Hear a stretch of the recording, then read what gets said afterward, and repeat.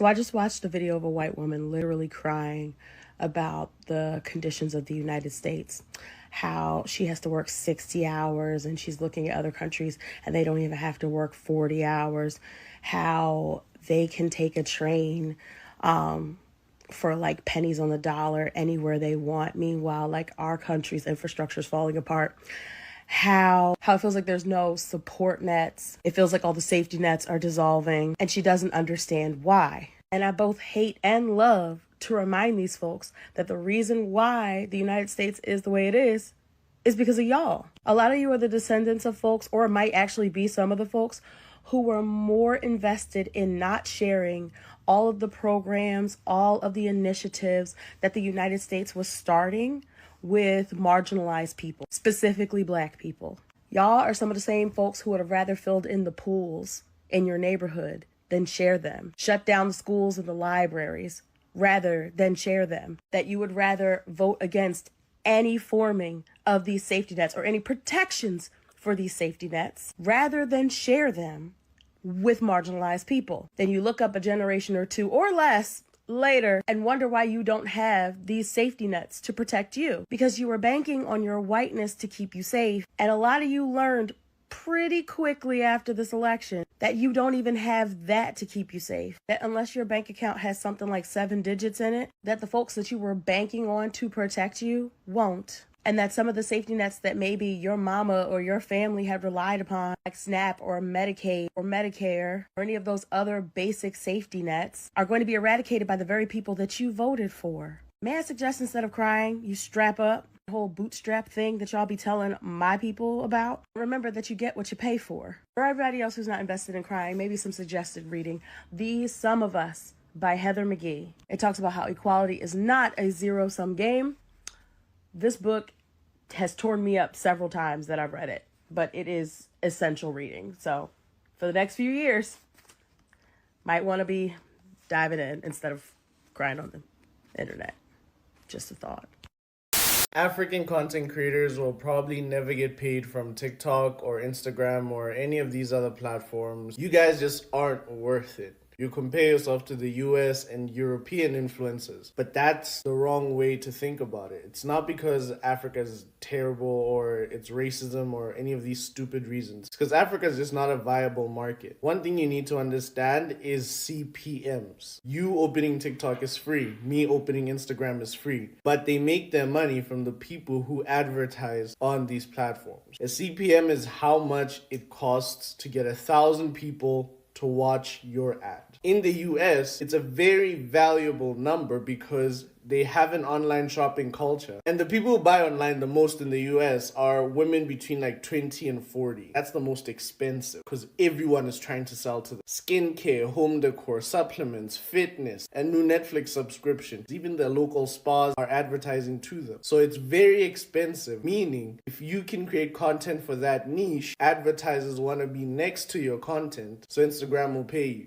But in general, the ads that are running down here are like your local salon or people who can't afford billboards doing like DM for price or DM for order, or big companies that already have huge marketing budgets. Those are the two kinds of people paying for advertising down here. And if we take how much they're spending way less than what's being spent in America or in Europe or in other countries. Because of that, monetizing African influencers is going to be nearly impossible, because they don't make as much money from advertising. Now, YouTube is another story, and I'll cover that in another video. By the time the sun sets tomorrow evening, the invasion of our borders will have come to a halt, and all the illegal border trespassers will in some form or another be on their way back home.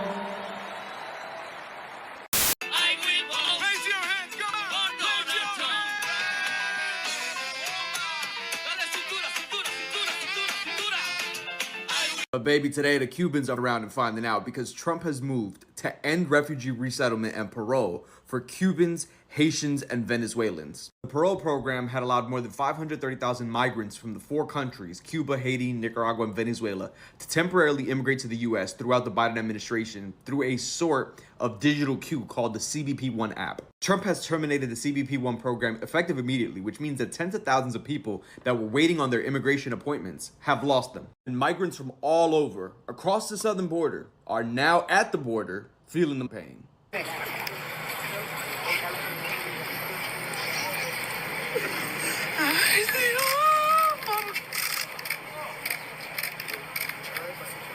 So Latinos who voted for this man, where y'all at?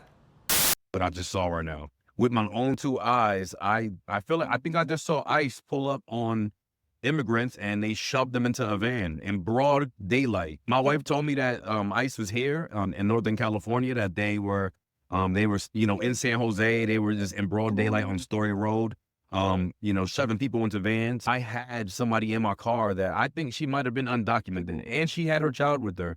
It was a pretty close encounter, to be honest. Whoever the person was orchestrating this, they looked into my eyes, and I was driving. They said, "Oh, move on past." I was being nosy, and I looked into the van, and I'm like, there's a lot of Hispanic people in there, and they were all in handcuffs, and they looked like innocent. I mean, I don't know what's going on, and I don't think it was a police van. I'm thinking it is immigration. I'm thinking it is ICE, but I could be wrong. It could be just me speculating. But regardless, just try to keep your loved ones, your friends, your family safe, because, it's happening.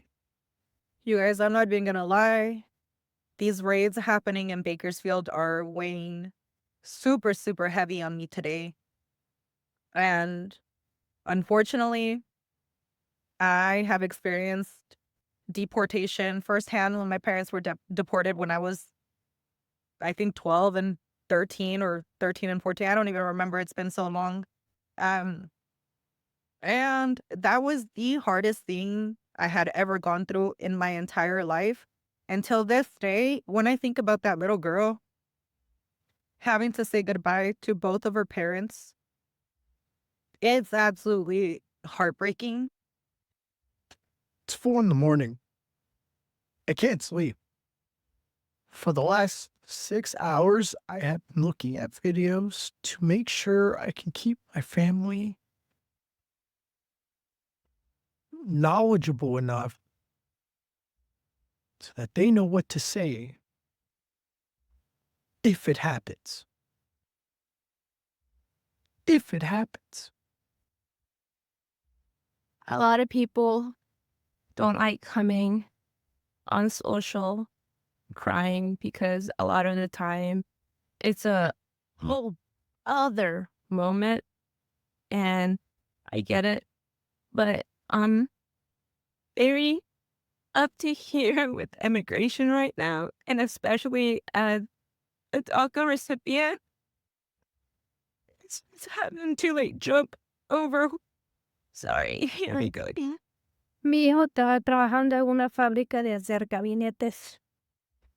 Yo quiero que por favor, si Carlos Espina me puede ayudar, ayuden a etiquetar a Carlos Eduardo Espina, por favor. But is anybody else seeing these videos of these families who are being affected by these ICE raids? And as a child, not having your parent come home. All right, so this is just a response. So for Humble15156, thanks for the comment. You said that Seiji, you are either misinformed or being dishonest. Jody Turner Smith said a white guy was the first person to tell her that she is beautiful. It's not hard to believe. I have never dated outside of my race, but the first time I was called beautiful was also by a white guy. This is the thing that I want to say to a lot of people, and this is why I've used myself as an example through the years. Through the years, I didn't have black girls looking at me as being attractive. I didn't really have black women look at me as being attractive. But somehow, some way, I was able to get into relationships, right? So again, I'm a little bit confused when I happen to see, supposedly, because I don't know who you are. You could be anybody. I'm just going to, just go by what it is. It's a little bit weird to see somebody that's supposedly a black woman state that they've never ever in life had anybody call them, beautiful or attractive. Also, I'm going to say this as well too. There's obviously a lot of things that are missing directly from the picture that you are painting at this moment in time. Again, I don't know what you look like at all. I don't know hair. I don't know anything. So I just have to assume or theorize what it is that is there and try to go directly off of that, right? Again, are you born and raised in the United States? Or did you immigrate here from elsewhere? Or are you born and raised in the United Kingdom? Or are you born and raised anywhere else? Because again, a lot of these questions, those have to be answered so I can get a better picture as well. I did leave a comment directly under there, so either you might respond directly to this if you happen to see this video, make it there, or you might respond back to the comment section of which you left the comment to. But I did notice that you left that same comment twice because somebody else made a comment and then you wrote or copy and pasted the exact same thing there, which is a little bit odd, a little bit weird. It looks like you're kind of seeking attention there. The other thing I would state as well too is, do you find yourself beautiful on your basic everyday without you being dolled up, any type of makeup, any type of, extra add-ons, just you and your natural? Do you look at yourself just someone naked? Do you look at yourself naked in the mirror and find yourself attractive, beautiful? Or do you look at yourself in your bare and try to pick apart different things that you say are imperfect, that you don't like, that you want to change, and all this other type of stuff? Again, that's another thing as well too, because what I've told people before is what you feel and think about yourself, you're going to give that off, and other people reflectively and receptively are going to give you back what it is that you see from yourself. So if you initially have ever at any moment in time dubbed yourself as unattractive or what have you, then that's what it's going to be. That's what you're going to see. That is exactly what it is that you are going to get. But if you wholeheartedly, with every fiber of your being, is like, yo, I'm beautiful, I'm attractive, I'm valuable, this, that, and everything positive, you're going to get that. I can tell you because I've lived giving off certain energies and I have received those things back. So again, I'm just, in that instance, dealing with energy, I'm speaking directly from experience. So a lot of times it may come from the type of perception that we have created for ourselves. So because we created that perception, we're not going to notice if anybody is looking at us in a positive way, or if anybody's talking to us in a positive and or uplifting type of way. So again, those things also do happen too, because it took me a while to realize every now and again when I was younger that even though I did not get the type of attention that the other guys, or during that time frame the men were getting, that all the girls were idolizing, I had here and there some girls would actually give some compliments. But because it wasn't what I felt should have been, I didn't count it as a positive thing. I didn't tally that up, right? So again, a lot of people got to admit where it is that they lack and where it is that they're wrong in a lot of instances. And they have to, work on fixing those things. This is why I said that a lot of people need therapy, but also a lot of people don't believe in or won't even seek therapy because they feel that they know everything that they need to know. Yo, man, Kyle, let me tell you, I actually had a 6-minute response and I just realized my mic was muted and I actually have to re-record the response. So hopefully this is a little bit better. But you said, well, of course, I've been seeing these posts for years too, for seemingly verifiable Black women, but still quite a bit of these posts are white or sympathizers making fake posts to cause confusion and division. Even in this vid, you put up posts of duplicates or very similar posts that can easily be outed as copy and paste. Now, if I do have duplicates up there, that's my fault because I had quite a few directly up there and I have to break them apart in order to fit them into the picture so that you can see everything versus how I originally took the snapshot or the picture. So my apologies. But the main thing that I will say is this, you could be very easily right. You could have somebody out there with an AVI to appear as a black woman, use speech and all this other type of stuff, right? Because we're living in a day and age, no problem.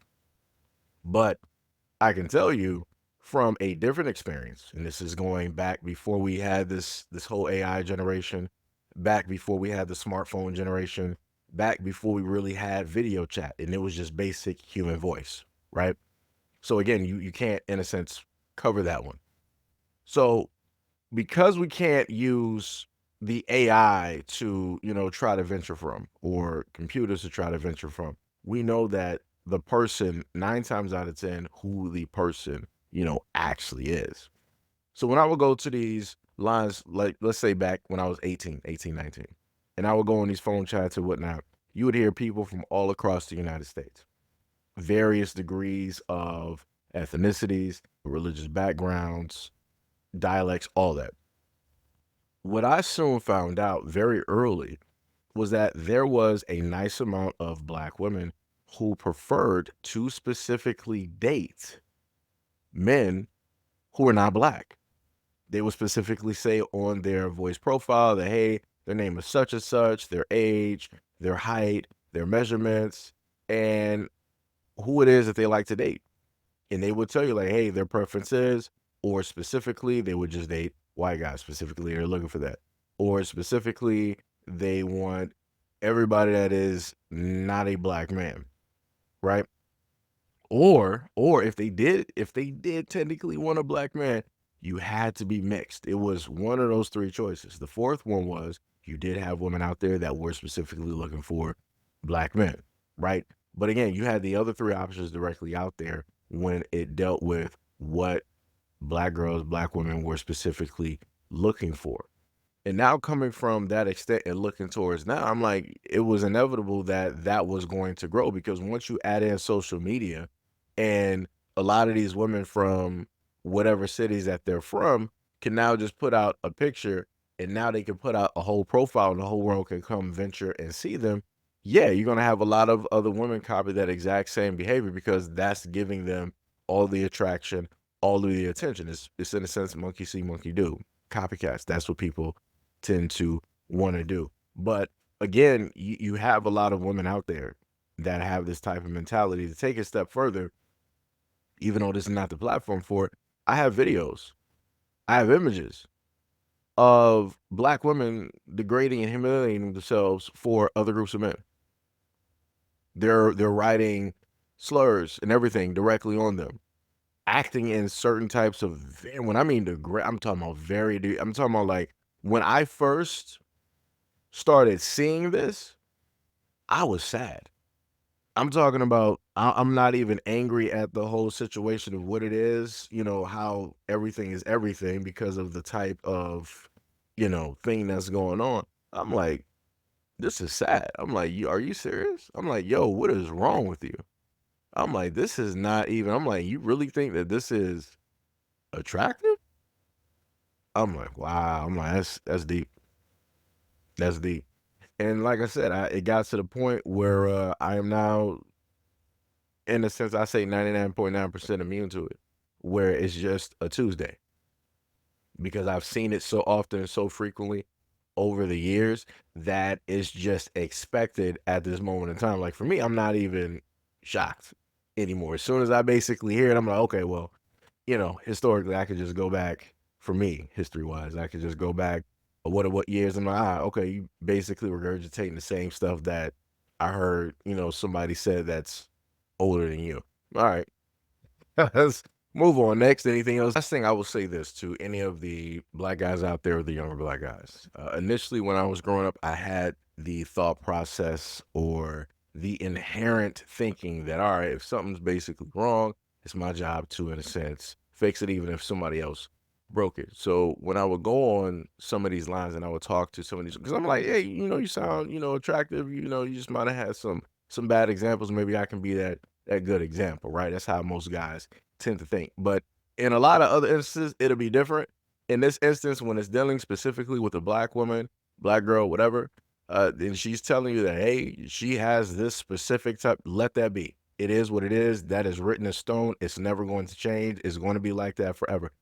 Don't do it. because I initially myself, when I was younger, tried to do this. And I'm talking about this was like a variety of ages that I'm trying to talk to, right? So I would have the women of my age bracket, which wasn't looking in my direction.